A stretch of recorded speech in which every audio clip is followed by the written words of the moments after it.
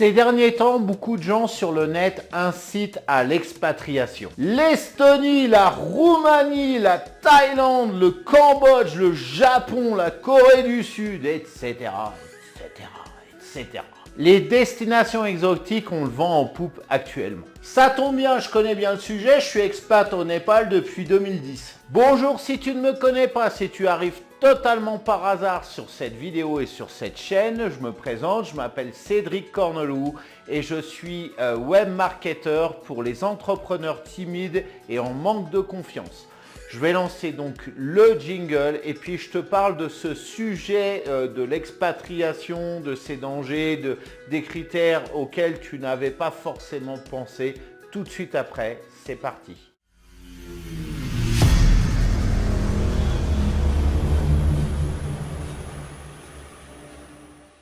Alors en ce moment, c'est la grosse mode de s'expatrier hors de France. Tu vois fleurir sur les réseaux sociaux bon nombre de posts vantant les mérites de l'expatriation. Dans un même temps, on dénigre la France. Au programme de ce qui nous rend la vie indigeste en France et à juste titre, les impôts, les grèves, Macron, la femme de Macron, le ministre de la Santé de Macron, le ministre de l'économie de Macron, le pass sanitaire, il y a quoi encore, les confinements, etc., etc.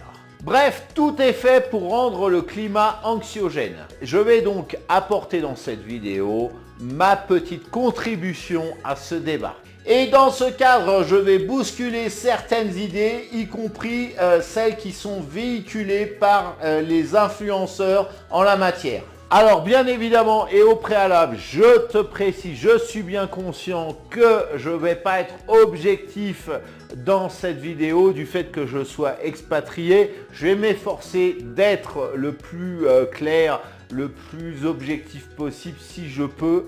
Maintenant, évite-moi les commentaires en dessous de la vidéo pour dire ah, comment tu peux dire ça, tu connais pas la vie en France, t'es expatrié, machin, machin, machin. Ça, je sais, je suis bien conscient, donc c'est pas la peine d'user de l'énergie et du temps à me faire ce type de commentaires. Déjà, la première des choses, l'expatriation, c'est pas tout le monde qui peut se le permettre. Je ne te parle pas uniquement des moyens financiers, mais avant tout du mental. Et plus tu t'expatries sur une autre planète comme moi j'ai fait, plus il te faut du mental, un mental solide. Ce qui n'est pas incompatible d'ailleurs si tu es timide ou introverti, tu peux tout à fait, ça t'est pas interdit, j'ouvre une parenthèse par rapport à ça, si tu es dans ce cas-là, si tu manques de confiance, ça t'est pas du tout interdit de pouvoir effectuer, si tu en ressens le besoin, d'effectuer cette aventure. Si tu ne trouves pas ta place comme moi, j'ai eu ce ressenti-là, que si tu ne trouves plus ta place en France, eh bien, tu peux retrouver d'autres ressources. Effectivement, même si ça peut être dur au quotidien, tu peux retrouver d'autres ressources en t'expatriant. Je dis autre planète parce que bien évidemment, plus tu vas t'éloigner de la culture française, alors en général ça va de pair avec l'éloignement géographique, plus il va falloir te mettre du plomb dans la tête. Au Népal par exemple, tu oublies Noël, le pastis, les jeux de boules, Pâques, tu oublies quoi encore? Le McDo, tu l'oublies aussi. Il n'y en a pas ici. Et puis le KFC, par rapport à ce que tu peux trouver en France, il y a beaucoup moins de variété. Et je passe aussi le sujet du rythme des journées et de la semaine. La semaine, ici, elle commence le dimanche. C'est pareil, la plupart des gens ici se lèvent à 4 h du matin, voire plus tôt, des fois à 3 h, des fois à 2 h du matin. Et du coup, c'est fréquent d'avoir le téléphone qui sonne à 6 h 30 du matin pour te dire hey, comment ça va, parce que les gens dans leur tête, c'est un peu comme en France par rapport à notre rythme de journée. On a l'impression que c'est comme si les gens ils avaient l'impression que c'était 11 h du matin en France. Le déjeuner est à 10 h et le dîner est à 18 h, comme les vieux dans les maisons de retraite. Ça peut te faire marrer ce que je vais te dire, mais dis-toi bien que quand tu vis dans un pays, quand tu t'installes dans un pays, c'est autre chose que quand tu pars en vacances dans ce même pays. Quand tu pars en vacances, il y a un truc. La différence entre s'installer et partir en vacances, c'est la durée. La durée. quand tu es en vacances, tu sais que tu vas rester 2 semaines dans le pays. Alors si ça ne te plaît pas, tu sais qu'il te reste tant de jours avant de repartir en France. Mais quand quand ça te plaît, c'est pareil, il te reste tant de temps. Mais par contre, quand tu vis dans un pays, c'est à durée indéterminée. Donc tu ne sais jamais quand tu vas partir de là. Et ces petits détails à la longue peuvent te taper sur le système. Donc mon conseil, c'est déjà de bien regarder à quoi tu peux te rattacher culturellement par rapport à ce pays et en rapport avec la culture française. C'est con, mais par exemple, moi, des fois, j'ai des manques du style de camembert. Un truc en France, ça me vient pas à l'esprit. Ouais, pour trouver du camembert au Népal, c'est faisable, mais pas faisable partout. Si j'ai été dans la Cambrousse, là, j'oubliais mon camembert. Mais voilà, c'est des trucs, c'est une anecdote qui me vient à l'esprit. Mais parmi tant d'autres, s'il y a des trucs dont tu peux pas te passer, ou du moins t'es accro aux pizzas et tu vas dans un pays où ils connaissent pas la pizza, genre au Groenland, j'imagine qu'ils doivent pas trop connaître là-bas, quoique éventuellement. Il faut choisir une autre destination, évidemment. Un autre, c'est le quid des droits sur place en tant qu'étranger dans un pays où tu vas t'expatrier. Oui, parce que ne t'imagine pas que tu auras les mêmes facilités qu'en France. Question primordiale et qui vaut son pesant d'or, c'est le cas de le dire, tu vas voir ça. La question c'est, est-ce que tu vas pouvoir sortir de l'argent pour le mettre à l'extérieur du pays dans lequel tu vas résider? C'est-à-dire tu prends de l'argent, moi je vais au Népal, est-ce que je peux prendre de l'argent et puis je peux transférer cet argent en France? Et si oui, sous quelles conditions? Parce que si c'est non, tu oublies les banques en ligne, les Stripe, les PayPal, etc. En général, dans ces pays-là, ce genre de plateforme est blacklisté. Quelles sont les conditions pour créer un business sur place et aussi pour avoir un visa business? Quel est le niveau de corruption du pays dans lequel tu désires aller? Parce que je te le dis, pour l'avoir vécu personnellement et puis pour avoir eu des copains qui ont vécu des choses similaires, même si c'est écrit noir sur blanc que tu as le droit à tel truc, eh bien, je peux te dire que face à des gens qui sont corrompus, tu peux rien faire du tout, sinon de leur glisser une enveloppe ou de faire ce qu'ils vont te dire de faire. Et en général, c'est du grand n'importe quoi. Et c'est même pas la peine d'envisager, on fait tous la même erreur au début quand on est expatrié comme ça, d'aller voir un responsable au-dessus ou même à 6 échelons au-dessus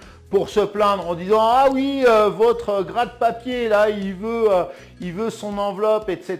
etc. » Parce qu'en général, ces mêmes responsables, c'est les initiateurs de ce système de corruption au sein d'un service. Autre question, comment fonctionne la poste et le réseau électrique? Pour le premier point, c'est-à-dire la poste, tu risques d'avoir de sérieuses déconvenues. Quant au second point, eh bien, plus le pays est pauvre, plus en général, il faut t'attendre à avoir des coupures d'électricité journalières ou bien de très grosses, à minima de très grosses fluctuations. Quand je suis arrivé au Népal en 2010 et ce jusqu'en 2015 inclus, j'ai connu jusqu'à 18 heures de coupure de courant par jour. Et c'était pas tous les jours, c'était pas un truc genre c'est exceptionnel, une journée dans le mois ou quoi. Non, c'était tous les jours. Alors c'était en hiver en général. Travaillant dans l'internet, je te dis, j'ai cru que j'allais devenir fou à cette époque. Dans ce cas-là, ou si du moins le réseau fluctue énormément, moi ce que je te conseille, c'est d'acheter une batterie avec ce qu'on appelle un inverteur, c'est-à-dire un boîtier qui ressemble à un vieux magnétoscope et qui gère l'électricité qui vient dans la batterie et qui part de la batterie. Cette batterie, elle doit avoir au minimum 6 heures d'autonomie. Comme ça, si tu as 6 heures de coupure, tu peux bosser quasiment toute la journée. Alors, si tu as un ordinateur portable, c'est bien, tu peux faire une très bonne combo et tenir pendant peut-être 12 heures, voire même plus. Et du coup, cette batterie tu la branches sur le secteur, donc quand tu as de l'électricité, cette batterie recharge et quand ça coupe ou du moins ça fluctue, la batterie prend le relais et du coup tu peux faire fonctionner tes appareils électriques à commencer par ton ordinateur qui, si tu es comme moi, tu es développeur de site internet, enfin, ou si tu travailles sur le net d'une manière générale, eh bien, tu es bien content d'avoir ça. Ce genre de batterie, ça coûte à peu près, actuellement, tu vas en avoir pour 400 €, 500, peut-être des fois plus, mais c'est à peu près dans ces prix-là et c'est vraiment un investissement à faire. Si tu souhaites rester vivre jusqu'à la fin de tes jours, quels sont tes droits par rapport à l'accès à la propriété ? Est-ce que tu veux acheter un terrain, acheter une maison, faire construire une maison? Et aussi par rapport à l'héritage. Tes enfants, est-ce qu'ils vont avoir droit à un héritage? Parce qu'ici au Népal, c'est les étrangers, ils n'ont aucun droit ou sinon très peu. Et en fait, c'est un système patriarcal, donc tout vient du père.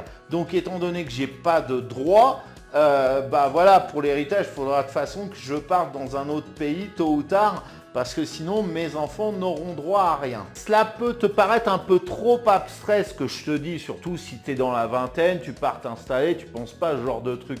Mais je vais te dire à long terme, quand tu commences à fonder une famille, d'avoir des enfants, eh ben, ça risque de te frustrer énormément et te décevoir énormément si tu t'imagines d'avoir les mêmes droits qu'un citoyen lambda de ce pays et puis en fait tu as droit à rien. Et puis la dernière question à se poser, ce sont les enfants.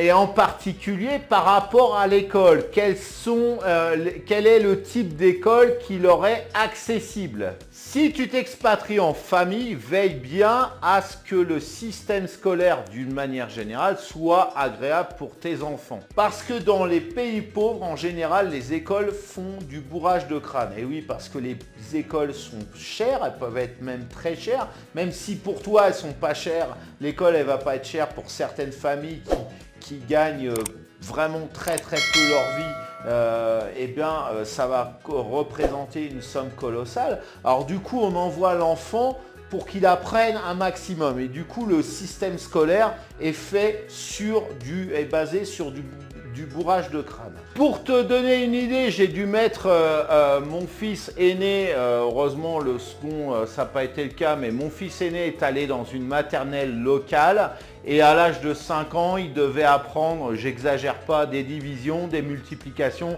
faire des calculs de fractions, connaître les membres du Parlement, connaître la géographie avec les différents départements, enfin ce qu'on appelle les districts ici qui composent le pays, enfin des trucs absolument hallucinants quand normalement dans les écoles françaises, bah, tu apprends à dessiner, tu fais des pompons, tu fais de la pâte à modeler ou ce genre de trucs. Bah lui, malheureusement, il n'a pas connu. Et tout ça, j'insiste, il apprenait alors qu'il avait, encore une fois, que 5 ans. Sache qu'il existe des écoles françaises dans la plupart des pays du monde. Donc regarde bien quand tu vas t'expatrier, où tu vas vivre, il va y en avoir une si jamais le système scolaire local n'est pas intéressant. Plus le pays est pauvre, plus elle coûte cher en général. Donc cette réalité française, cet acquis français d'avoir l'école gratuite, bah tu oublies, enfin elle est gratuite, mais elle est payée par les impôts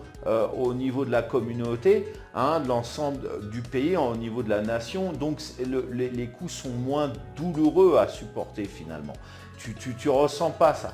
Et bien dans ces pays-là, cette réalité-là française, tu oublies totalement. Pour information, l'école française de Katmandou, eh bien, elle demande environ, au moment où je fais la vidéo, 800 € par mois et par enfant. Mais fort heureusement, si l'établissement en question, l'établissement français, est chapeauté par l'AEFE, qui est un système c'est l'organisation des écoles à l'international, eh bien tu peux faire une demande de bourse scolaire, ce qui peut largement te sauver la mise, surtout quand tu as des coûts, des frais scolaires exorbitants. Voilà pour l'essentiel des questions que nos fameux apôtres de l'expatriation qu'on va voir sur Facebook, sur YouTube ou sur d'autres réseaux en général ne vont jamais te parler. En général, ces apôtres-là, ils ont la vingtaine, ils ont éventuellement un petit copain, une petite copine, ils n'ont pas d'enfants, ils connaissent pas, enfin tous les tracas. Effectivement, quand tu as 20 piges, tu t'en fous, tu peux te barrer voilà, pendant 1 an, 2 ans, 5 ans, et puis après revenir au pays comme ça, oui, en total lâcher prise. Par contre, quand tu commences à être un peu plus âgé, quand tu commences à fonder une famille, tout ça, c'est pas du tout les mêmes problématiques. Et tous ces gens-là qui te parlent de l'expatriation, ouais, c'est génial, ouais, va vivre sous les cocotiers, etc. Tout ça, tous ces critères dont je viens de te parler, puis je pourrais allonger la liste, ne te parlent jamais, ils ne te parlent jamais de ces critères-là. Bien entendu, il y a beaucoup d'autres critères qui auraient pu s'ajouter à cette liste de questions et dont je ne t'ai pas parlé. La politique anti-Covid du pays, on est en plein dedans en ce moment. Est-ce qu'il y a la mer? Est-ce qu'il y a la montagne? Ou est-ce qu'il y a les deux? Quel est le système d'écriture aussi, parce que mine de rien, quand tu vois des espèces de cercles écrits, genre le système d'écriture thaïlandais ou népalais, hein, le sanskrit, bah, quand tu as des panneaux, des pancartes qui sont affichés comme ça, qu'est-ce que tu vas te repérer? Tu peux pas si tu connais pas l'écriture locale. Est-ce qu'il y a une ambassade de France? Est-ce qu'il y a un consulat de France? Etc. etc. Voilà, alors cette vidéo est maintenant terminée, c'est le moment de la liker avec le pouce en l'air, c'est le meilleur moyen de me soutenir, à la partager aussi, ça c'est encore mieux si tu la partages cette vidéo dans ton propre réseau, à la commenter aussi si tu as des questions, des demandes de précision. C'est vrai que là, j'ai survolé l'ensemble des critères dont on ne parle pas dans l'expatriation. À la partager aussi cette vidéo et puis si ce n'est pas encore fait, ce qui serait étonnant, eh bien abonne-toi à ma chaîne et au moment de t'abonner, clique sur la cloche, eh bien oui, c'est le meilleur moyen d'être au courant des prochaines publications qui paraissent sur cette chaîne. Alors maintenant, c'est le moment de se quitter. Je te souhaite de passer une excellente journée ou fin de journée et en attendant de se revoir, je te fais des bisous. Alors oui, je sais, le lâcher prise, on te rabâche ça régulièrement ou voire à tout bout de champ lorsque tu t'intéresses au développement personnel. Mais c'est la meilleure des recettes pour atteindre tes objectifs spirituels, matériels ou relationnels. C'est bien gentil tout ça, tu me diras, mais comment on fait, Cédric, pour lâcher prise ?